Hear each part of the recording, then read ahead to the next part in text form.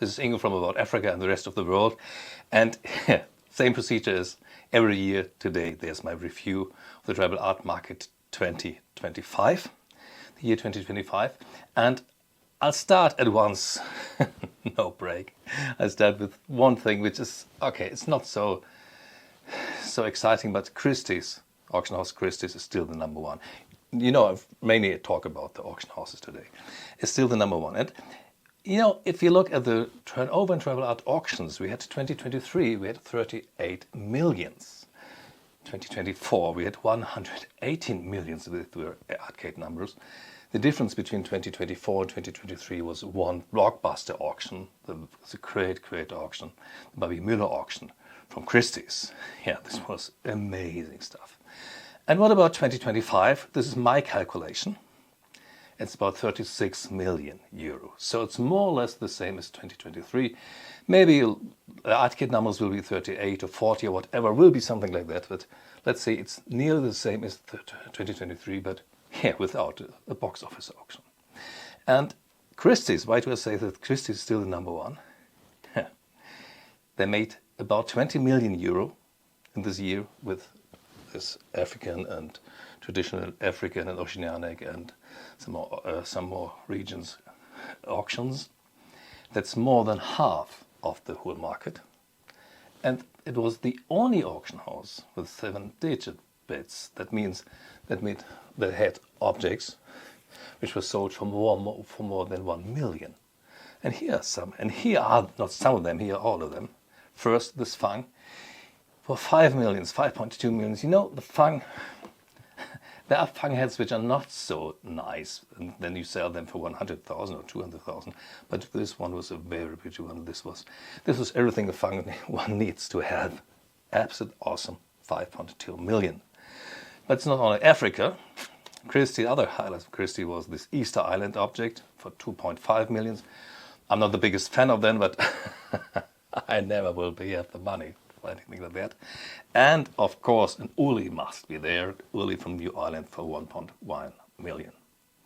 And we have two more objects this year who were sold for more than 1 million euro, including fees.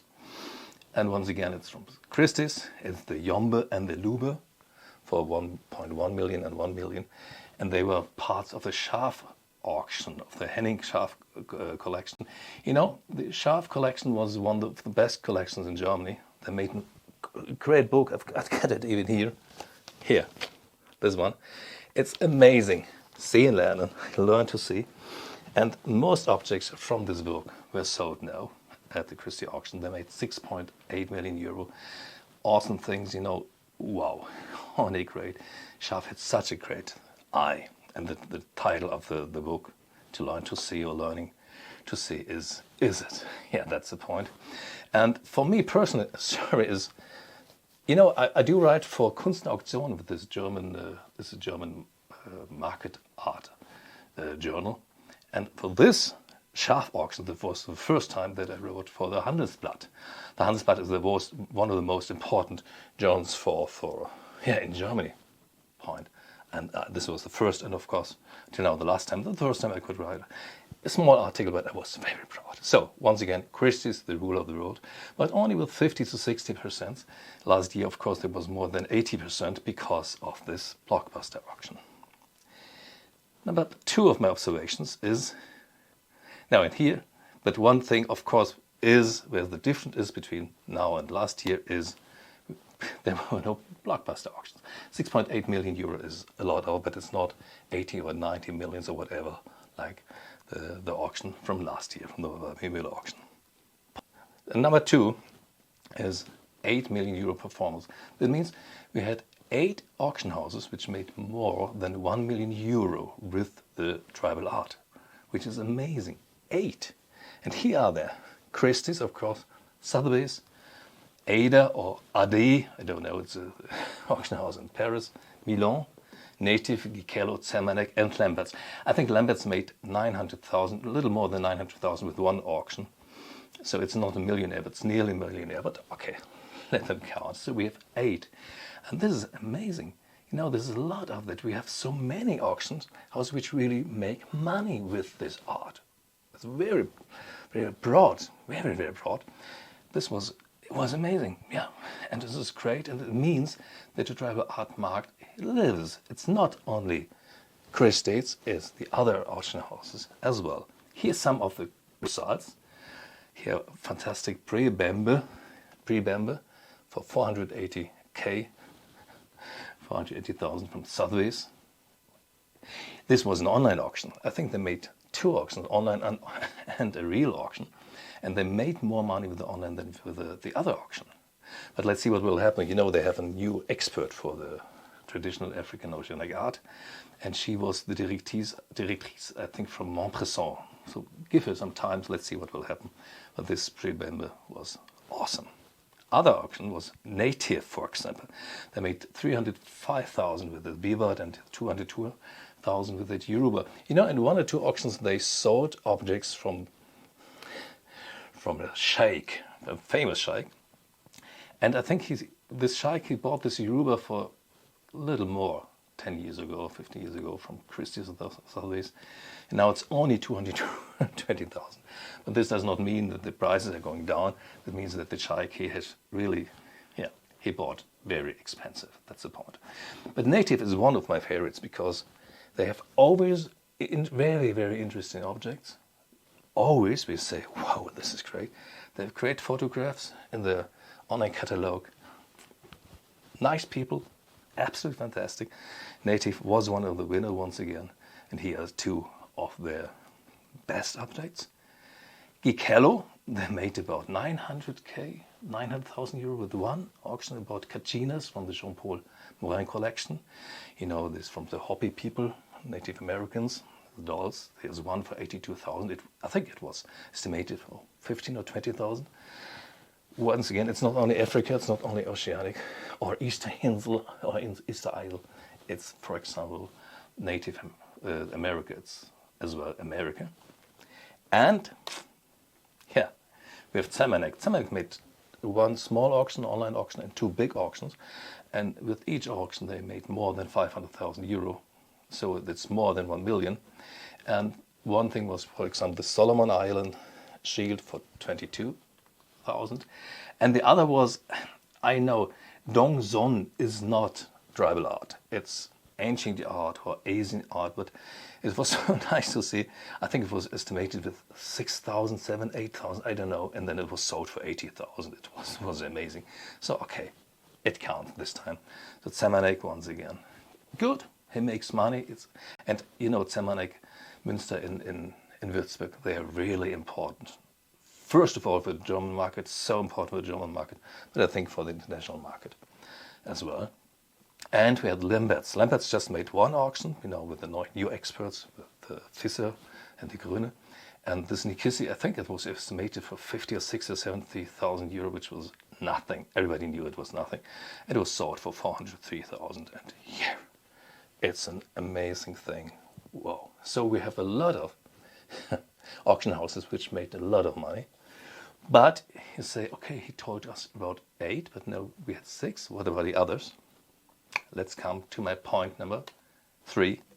It's about Ader or Ader, the auction house. For me, this year it was the taboo breaker. It was some kind of taboo breaker. You know, when you talk about, especially about the African art, last year things like restitution and give it back and whatever, there were a lot of discussions about it.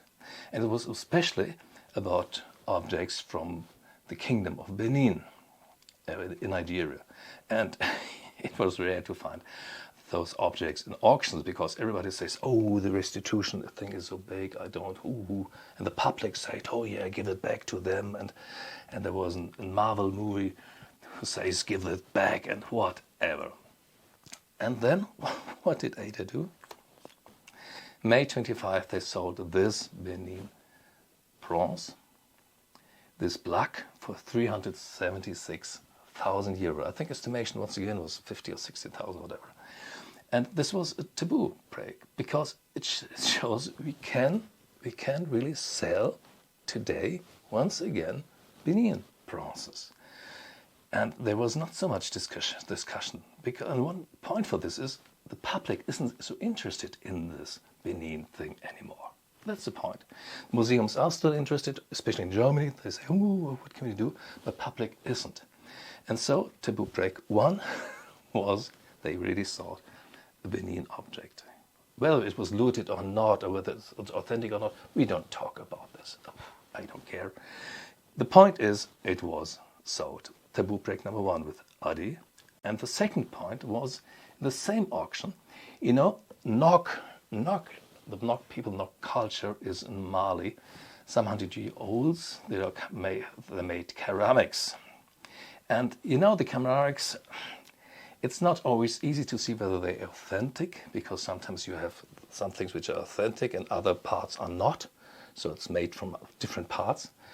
And sometimes, and it's not so, I think it's not allowed to export them from Mali nowadays. So it was it's more ethical questions about the Nok. And what did Ader do in May 25? They sold nearly 30 Nok objects. Nok objects were a big thing in the 80s and maybe 90s, and then they say, oh, we don't want to be in discussions and everything. And they sold this one for 137,000, which means there's a market for it once again. It's not only that there's someone who's selling it, but there's a market. So Ader was taboo breaker for this, about restitution, about legal things, about everything. They sold Benin, they sold Nok, and they sold it very well. Another observation is about Millon, or Millon. Millon is an auction house, in, I think it's in Paris. And they had one auction which was some kind of a question mark. In this auction they made about 2.5 million euro and saying the collection Antonio Segui. I do not know Antonio Segui. My point is, it's me just. And the point was, they sold an object like this Kuyu for 140,000. And they sold other objects, they sold so many objects for very, very high prices that when I talked to some people, they told me, oh, this is strange. This is really strange. Why do people buy objects for so much money? What has happened? I don't know what has happened, but they made 2.5 million euro. So why it's the question marks? For example, you know, this is a Zinufo bed. We have it at home as a table, for example. Not so perfect like this one, but a nice one. And it was estimated with, I think, 4,000 euro, 5,000 euro, which is okay, which is really absolutely okay. And it was sold for 45,000 euro. And this is not the only of these objects which were much, much higher than everybody thought, and where people like me said, but why? But okay, there might be some reasons behind. But this Millon auction was really a question mark. And if you know more about this auction, please write some comments. I'm very interested what has happened there. Another point, some more highlights, of course, is, for example, here, the Zwan. The Zwan is always doing auctions with tribal art, where you sometimes really can get for small money very nice, good items. And here in December they had the Aldo and Hanni van Eyck art collections. And with this one auction they made more than 650,000 euro. And you know that the Hawaii thing was 70,000, for example. It was sold for 70,000, and the Corva for 28,000, which was amazing. So here, the Zwan said, I am here and I'm living. Always have a look at the Zwan. Another point, for example, this was this surprise thing. This was a Quelle. Estimation from Woolley & Wallace. Estimation, £300. £300. Hammer price, £107,000. Amazing. It's maybe you know why this Quelle costs 107,000 power. You know better than I. It's a good one, yeah. But the estimation to hammer price, this really was a surprise. A surprise. And Bonhams made one auction, only with about 400,000 euro they made, and among them was this Yvonne for 190k. Bonhams is always good, you know, they have their Emily Jolie as one of the two experts in Tinteuten. Let's see what they will do next year. So, And when I told you about this auction house, I would say, but never forget about Hammer Auctions, the Berg or Lion and Turnbull. For example, Hammer Auctions, he does a lot of auctions, I think nearly each month or each, and he's always selling 70 or 80 or 90% of the objects. Sometimes you can get very good ones for small prices, always interesting. I think that just only one auction which did not work, but this was with ancient art.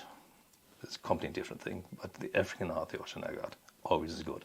Hammer Auctions, Jean David, and in Basel. And for example, if you need a Sinufo bed for less than 45,000, call him. I think he still has 2 or 3 or 4 of them.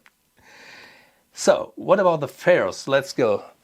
Very short thing. This was about the auctions. Very short about the fairs. I was at the Prafa, at the TFAF, Parcours des Mondes, and the Paris Tribal. I did not visit civilizations, TF Amsterdam, TF London, or the Martinau in New York, which are good as well. But I have to say, I think the fairs were good, but I did not see so many laughing, smiling faces among the galleries. I think it was not the most successful fairs ever. Not bad, maybe not bad, for example, the Prafa, but it was not the one, the real success. And that leads me to more or less my last slide. You know, the future of the gallery, same procedure, the same slide I had last year. I know that some are really struggling, and the point it's not about only about the tribal art galleries. It's about the art galleries. They are struggling at the moment. They'll struggle a lot of. But once again, and this is true for tribal art. So go to the fairs or go later to the galleries and talk to them, try to get in connection with them, maybe buy something. I think the galleries, we really still need galleries. It's not only auctions. Galleries are so important for the whole community and for everything. It's not only online and auctions. It's the galleries as well, to see objects and to take it in your hand. So, this was the end. See you maybe on YouTube in one of my videos, or maybe end of January in Brussels. I think I will visit the Prafa, but maybe I will have a short look at the Lambert's auction.